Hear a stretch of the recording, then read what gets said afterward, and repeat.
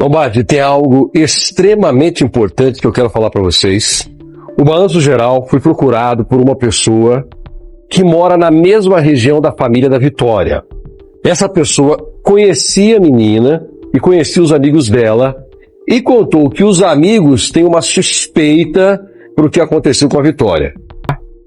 Ao mesmo tempo que eu presto atenção nesse chinelo, importantíssimo também. Eu não sei se ele foi esquecido, porque se ele foi esquecido, ele pode ter alguma pista aí, pode ter alguma prova. O que poderia existir dentro ou embaixo? O que poderia ajudar nisso, Lombardi? Terra, onde a pessoa esteve. Vamos dizer que esse chinelo tem a mesma terra do local da desova. Aí, cara, você vai fechando o cerco, vai fechando o ciclo da investigação da perícia. Se a terra é a mesma que foi encontrado no porta-malas. Bate, e a perícia do exame mostra isso. Vou colocar para você que está me assistindo esse áudio que é extremamente importante, tá? Nós somos procurados por uma pessoa que conhece a Vitória, não um amigo muito próximo, mas que mora ali na região, uma pessoa que acompanha todos os detalhes. E essa pessoa disse que entre os conhecidos da Vitória, entre os amigos, eles têm uma suspeita muito forte. Eles fazem um grande questionamento. E eu quero compartilhar com vocês esse áudio agora. Põe no ar, por favor, preste atenção.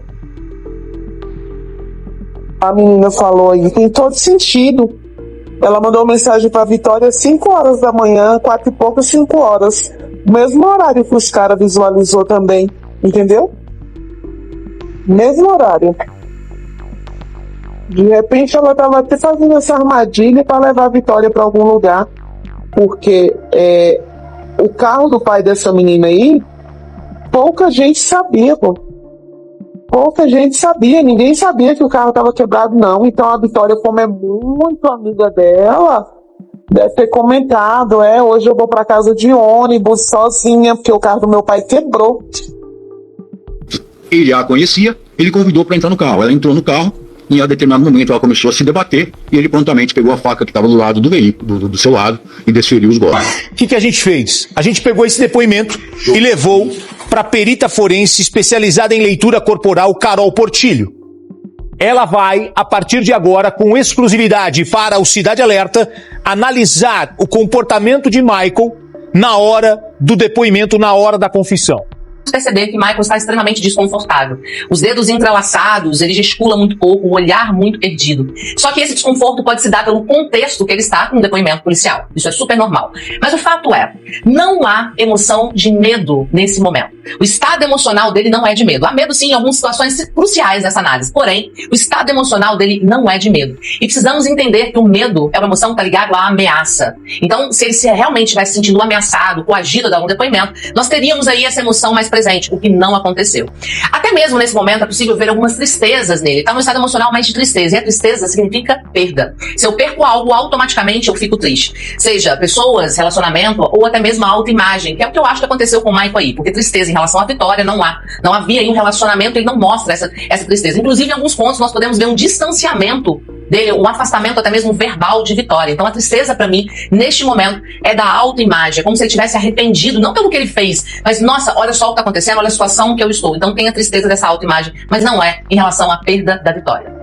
Nesse segundo trecho, nós vamos analisar agora um momento crucial em seu depoimento. Porque Michael diz, segundo a versão dele, que ele estava sendo ameaçado, porque ele tinha tido um relacionamento muito pequeno, teria ficado uma vez com a Vitória. Por conta dessa ameaça, teve a motivação aí do crime. Mas o fato é, quando ele é questionado, um ponto crucial da investigação, quando ele é questionado sobre esse relacionamento com Vitória, aí sim nós temos uma expressão de medo. Por quê? Ele sabia que ele ia mentir. Então, nesse momento, nós temos uma expressão de medo. E olha que interessante, quando ele afirma isso, nós temos uma negação com a cabeça. É possível ver nesse momento. E olha que interessante, o nosso corpo ele fala, ele grita e ele é fofoqueiro. E o seu não verbal, ele traz informações do seu inconsciente, que sempre vai trazer a verdade. Isso aqui é sim, isso é não, desde quando a gente nasce. Quando nós afirmamos algo, mas o nosso corpo contradiz as palavras, nós temos ali um sinal de incongruência. O fato, pessoal, é que não existe o sinal da mentira. Existem vários sinais que nós especialistas analisamos, e aqui eu trago que, além de outros sinais que ele demonstra, ali ele nega com a cabeça quando ele diz que ele tinha ou teve um caso com Vitória. Eu não acredito nessa verdade. versão dele. Que a polícia hoje tem um interesse diferente na esposa do Maicon.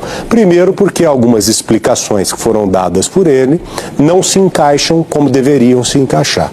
E segundo que ela disse o seguinte para a polícia, falou: polícia, ele me mandou uma mensagem 11 horas da noite falando que ia dormir e falei com ele só no outro dia ao amanhecer. Só que o Cellebrite, o equipamento israelense, conseguiu extrair algumas trocas de mensagens. E nessa extração ficou comprovado que ela se comunicou com ele durante a madrugada, ou seja, ela omitiu isso. Por que que omitiu? A polícia agora caminha para fazer a reconstituição. Acompanhe.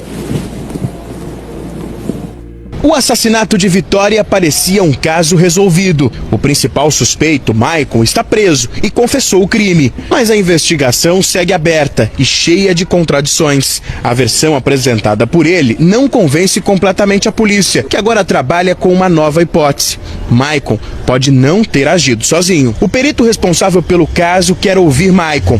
O motivo? Entender a real dinâmica das facadas que provocaram a morte. Ele disse que matou Vitória dentro do carro, mas os peritos encontraram somente uma pequena mancha de sangue no porta-malas, o que não é compatível com a gravidade dos ferimentos. Além disso, o delegado que preside o inquérito requisitou uma perícia psiquiátrica. O exame vai determinar se Maicon tem alguma condição mental que possa afetar a responsabilidade criminal. Ele tem um transtorno mental. É um psicopata. Essas pessoas, elas têm uma frieza em relação ao outro. Porque o sistema límbico, quer dizer, o sistema afetivo dessas pessoas, ele tem um grau de desconexão. Quanto maior esse grau de desconexão, maior é a frieza. Então, é aquele que, para obter diversão, poder e status, ele precisa de uma coisa muito grandiosa, né? Ele não basta matar, ele quer subjugar, ele quer ele quer esquartejar, ele quer uma coisa que o poder tá a fazer o outro sofrer, tá o outro a implorar pela vida, e além de ter o poder, ele quer ter o poder de determinar a hora que aquela pessoa vai morrer. Então é a hora que os grandes psicopatas, nesse sentido, mais graves, e principalmente os serial killers, que eles definem que eles têm um poder igual a Deus, porque ele determina o momento exato que aquela pessoa vai morrer. Mas antes disso tem toda uma crueldade na qual ele tem super prazer ali, que não tem nada a ver com prazer sexual. É o prazer da subjugação do outro, do sofrimento do outro, de ter a vida do outro na mão. E o psicopata, como a gente sabe, ele sabe o que faz com quem faz na hora que faz. Então ele sabe que terá consequências. Então ele se torna muito mais cuidadoso e ele só faz quando tem total certeza de que não vai ser pego. Mas o mais importante é que eles não têm jeito. Até hoje, dependendo da gravidade, é isolamento. Você estava conversando com a Vitória o tempo inteiro e ela estava te relatando o que estava acontecendo? Sim, ela estava com medo. No dia que ela saiu do serviço dela, ela me informou que ela estava com medo, que tinha 2 caras no mesmo ponto que ela, pegou o mesmo ônibus que ela. Só que assim que ela chegou aqui no Ponunduva, que ela desceu do ônibus, ela me mandou o áudio. Foi o último áudio que ela me mandou, que ela falou: amiga, tá suave, eles não desceram no mesmo ponto que eu. Depois disso, ela não me mandou mais mensagem. Você mandava mensagem e ela não respondia? Mandei e não respondeu. Liguei também, tentei ligar, só dá na caixa postal. E isso te preocupa? Porque o local onde ela desce, mais viatura da GCM ali, mostra ali viatura, Anderson Pulga, viatura da GCM aqui no local, e isso te preocupou? Porque do ponto de ônibus até a casa dela são 500 metros, mais ou menos. Sim, e o horário que ela veio também perigoso, né? Muito? Muito. Já tinha acontecido algo assim na região? Eu não sei, eu nunca fiquei sabendo, mas aqui pelo jeito é um lugar que é perigoso, né? Essa é a Gabriela, obrigado, viu, Gabriela? A Vanessa está com a gente também, é a irmã que mora na mesma casa que a Vitória, com o seu Carlos, com a mãe, a avó também está aqui. São poucos minutos do local onde ela desce para vir para cá. É um local muito escuro. Vocês mesmos, como a Vitória, ela não aparece, não chega em casa, vocês saíram na busca dela? Sim, eu tava dormindo, porque como eu ia acordar muito cedo para ir trabalhar no outro dia, aí eu tava dormindo, aí meu pai me acordou. Era umas 2 horas da manhã, informando que ela não tinha chegado em casa ainda. Aí eu fiquei preocupada, peguei a moto e fui atrás dela, porque porque como a gente não sabia se ela tinha pegado o ônibus ou não, eu fui atrás dela. Eu fui até Cajamar atrás dela para ver se eu encontrava ela no meio do caminho. E nada. E não encontrei nada. E vale lembrar, desculpa, Vanessa, vale lembrar que é um trajeto muito longo, viu, Gotino? E são áreas muito desertas. A gente passa por estradas praticamente às escuras, sem iluminação. E isso foi te preocupando? Porque a Vitória jamais faria algo assim. Sim, lógico que foi preocupando. Muitas pessoas ficam falando, pode ser que ela mesma fez isso para poder sair de casa, por causa de namorado. Só que assim, se fosse alguma coisa do tipo, pra que ela ia ter perdido o tempo dela de vir até aqui? Chegar na porta de casa, quase. Praticamente. Ela teria fugido de lá do shopping mesmo, mas não, ela não tinha essa intenção, nunca teve essa intenção. Então ela veio direto pra casa. Foi alguém que realmente pegou ela pelo meio do caminho. E aí, a Vitória começa a trabalhar onde? Numa padaria, é isso? Isso. Ela já tinha se formado, ela estava estudando, não? Não, quando ela começou a trabalhar na padaria, ela estava estudando ainda. Ela estava estudando ainda. Ela estava fazendo o quê? Como é que chama? O ensino médio? Isso, ensino médio. E ela terminou o ensino médio, não? Não, ela não chegou a terminar por causa do serviço. Aí ela parou de estudar e continuou trabalhando? No último ano. Lá na padaria, não é isso? Isso. E aí ela trabalhou quanto tempo lá na padaria? Foram alguns meses, né? Uns 8 meses. Eu lembro que essa informação eu tinha trabalhado com uns 8. E ela trabalhava que horário lá na padaria? No mesmo horário. No mesmo horário? Das 2 até as 10 e pouco. 10h20, 10. Ou seja, ela estava acostumada já a fazer aquele trajeto. Não. Acostumada ela não estava, né? Porque... Tipo, tinha medo? Não, porque eu, como faço bico de Uber, eu sempre levava ela pra casa. Eu sempre ficava mais ou menos no horário ali. Então vira e mexe, você levava assim, frequentemente você levava ela pra casa. Era difícil o dia que eu não levava. Era difícil o dia que você não levava ela pra casa. E aí, ela tava nessa padaria, nesse mesmo horário. Me corrija se eu estiver errado. Isso é uma coisa importante, eu acho que depois a gente vê depois. O ônibus, eu fiz uma pesquisa, parece que existia um ônibus, que ia direto. Que acho que é o 900. 980. 980 vai direto. Pegaria um só. Pegaria ali perto do shopping e iria até... Como é que chama o bairro? Ponunduva. Agora, se não, teria que pegar 2. Isso. Que desceria perto da prefeitura, é isso? Desceria perto da prefeitura ali. Isso, que eu consegui identificar pelas fotos, com aqueles coqueiros ali, era perto da prefeitura. Porque o ônibus vai, faz uma volta, aí perto da prefeitura que você pega outro. Dali até aquele barzinho, como é que é? Do Pó, como é que chama? Do Pepa. Pepa. Quanto tempo dá de ônibus ali? Pela estrada de terra é uns 20, 25 minutos mais ou menos. Da prefeitura até aquele barzinho é uns 25 minutos. Mais ou menos isso. Entendi. E aí ela começa a trabalhar nesse shopping, acho que ele é num lugar de comida, né? Um restaurante. Dessas comidas rápidas, né? Tipo, de bandeja lá, que pede as coisas. Tipo sei lá, essas comidas de shopping. E ela tava há pouco tempo lá, né? Tava. Ela tinha acabado de começar. Tinha acabado de começar, né? Ela nem registrava, ela tinha registrado ainda. Porque fazia pouco tempo, né? Que ela tava ali trabalhando, tava ali conseguindo as coisinhas dela e tal. E ela tava, como a gente falou, acostumada até a andar naquele horário. Muitas vezes você que levava. Não sei se... Às vezes que eu não trazia ela do serviço, eu já tava em casa, quando dava o horário do ônibus chegar lá embaixo, eu já tava lá embaixo. Você descia com o carro pra ficar esperando ela. Eu não deixava ela subir pra minha casa. Sim, a pé. Sim. É que aquele dia o carro quebrou. Isso. Ela deveria chegar, se eu não me engano, ela conversa com você pelo WhatsApp. Pai, eu não vou pegar o ônibus tal porque ele vai chegar 1h30. Não, ele passaria, acho que eu vou pegar o 900 e alguma coisa. Isso aí foi outro dia que... porque ela sempre me mandava. Sempre avisava, pai, Ela sempre me mandava tudo que ela fazia. Tudo que ela fazia no dia ela me mandava. Até a comida que ela comia no almoço e na janta, ela tirava foto. Pai, tô comendo isso aqui. Ela era desse jeito. Até nesse dia, você avisa ela, olha, não vou poder te pegar, ou nem aviso. Como é que foi essa história? Não, eu mandei mensagem pra ela avisando que o carro não ia ficar pronto, né?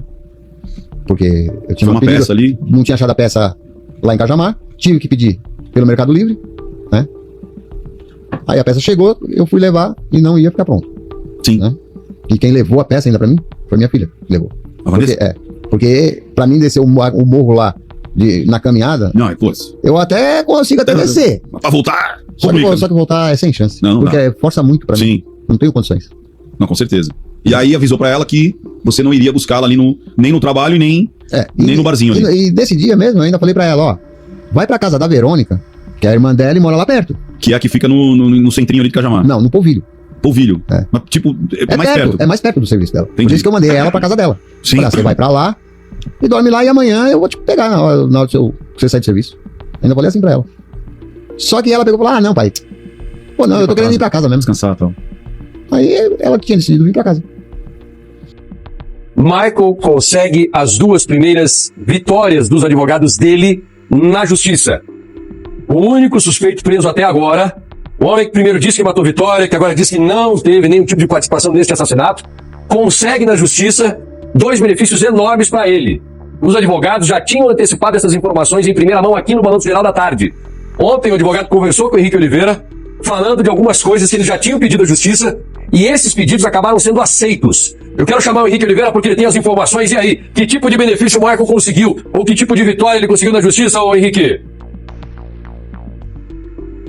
Fala, Passaia, boa tarde pra você, pra quem tá em casa acompanhando a gente. A justiça acatou o pedido da defesa dele, autorizando que ele não participe dessa reconstituição. Ou seja, ontem o advogado disse com exclusividade aqui no Balanço Geral que ele não iria participar, mas também faria um pedido à justiça, que acabou aceitando esse pedido. Ou seja, a reconstituição até pode acontecer, mas sem a participação de Michael Salles dos Santos, único suspeito preso até agora por envolvimento na morte da jovem Vitória, de 17 anos. Além disso, cabe agora, né, à justiça liberar também essa perícia psiquiátrica. A justiça disse que o pedido ele pode sim ser feito desde que seja formalizado ao Tribunal de Justiça. O delegado que apura o caso diz que solicitaria isso porque ele acredita que Michael Passaia tenha um comportamento frio, calculista, característico de um psicopata. Tudo isso precisa ser confirmado por meio de um laudo que vai ser feito pela perícia psiquiátrica da Justiça de São Paulo. A justiça se mostrou favorável da realização dessa perícia, mas deixou a informação do seguinte detalhe: esse pedido tem que ser formalizado e assinado, autorizado por um juiz. A primeira vitória até então é essa: o Michael ele não vai participar da reconstituição do fato. E agora a gente se questiona, Passaia, como essa reconstituição vai poder acontecer sem o principal elemento, que seria Michael, que confessou o crime, só que agora voltou atrás. Olha só, olha o caminho que a Vitória teria passado, né, até chegar à casa dela.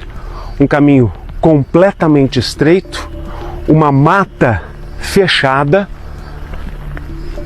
Claro, se alguém encontrou ela aqui, neste ponto, ela não tinha, se ela fosse gritar ou, não é, fazer algum gesto, ninguém conseguiria ouvi-la. E só estando aqui para ter a dimensão, a noção de como é chegar até a casa onde a família mora. A partir de agora eu estou no exato local onde o corpo da Vitória, de 17 anos, foi encontrado. Aqui é uma estrada de terra totalmente afastada da cidade, um local silencioso, muito calmo e muito perigoso. Segundo as informações da polícia, provavelmente os autores, quem estava com o corpo, parou exatamente o carro, o veículo que eles estavam aqui, e com toda certeza não estavam sozinhos. Por quê? Primeiro, pelas barreiras que tem até dentro da mata. Segundo, porque essa pessoa não conseguiria, uma pessoa sozinha, levar o corpo aonde nós vamos a partir de agora. Então eu quero mostrar para você. A primeira barreira seria esse cabo de aço, essa cerca que fica aqui logo na entrada. Eu vou entrar e vou pedir que vocês me acompanhem também. Olha só, então esta foi a primeira barreira. A pessoa entrou aqui com o corpo da Vitória e fez exatamente este caminho que nós vamos fazer. Foi por essa trilha, a gente observa já ali uma faixa zebrada que foi colocada pela perícia, pela polícia que estava aqui no local. Neste local, esse local foi isolado porque o corpo foi também trazido para cá para fazer as fotos da perícia e também ser colocado na funerária. Mas o corpo da Vitória foi então trazido aqui.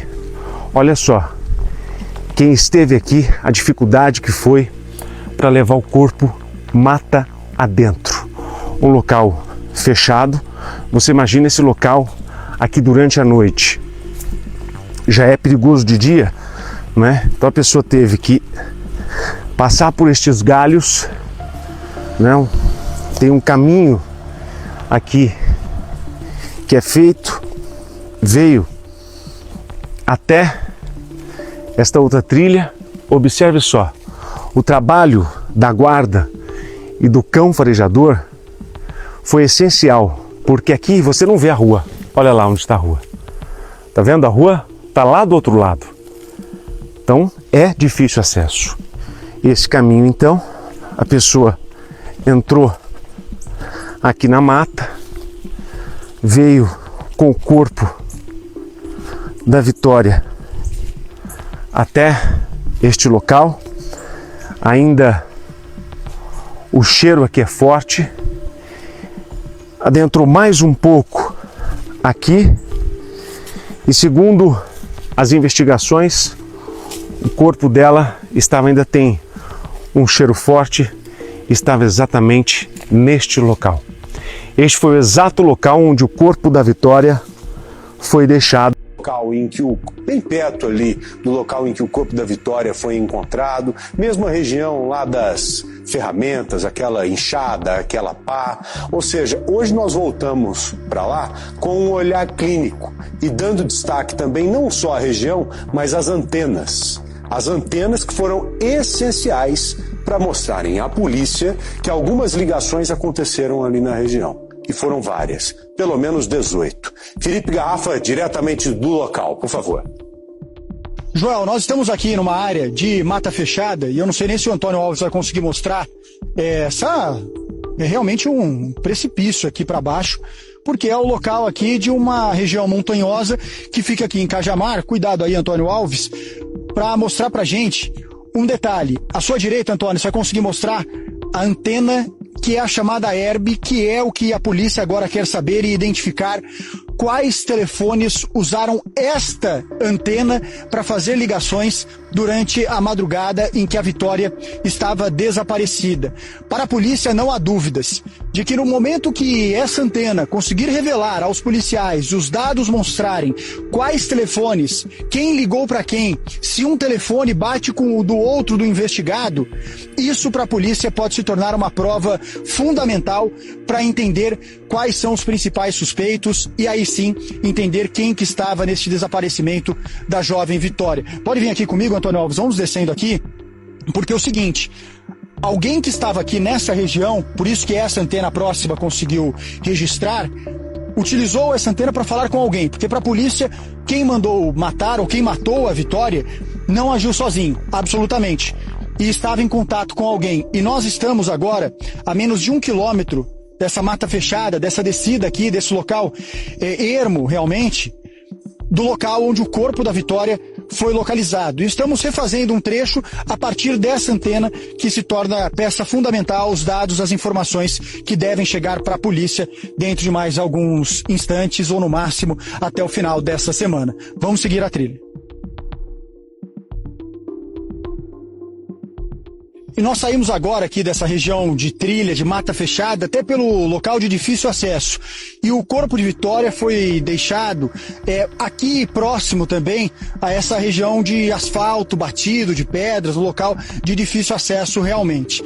E a informação que nós recebemos agora há pouco é de que a polícia conseguiu acesso ao Celebrite, que é aquele dispositivo israelense que extrai todos os dados da nuvem do celular, do armazenamento mesmo, do celular do Michael.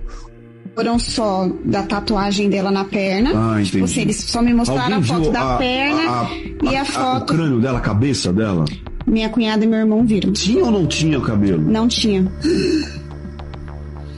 Ela falou que foi raspado. A mensagem que eu queria deixar era só para os pais ter mais cuidado com os tipos de pessoas que andam em volta dos filhos, para poder não acontecer com ninguém o que aconteceu comigo.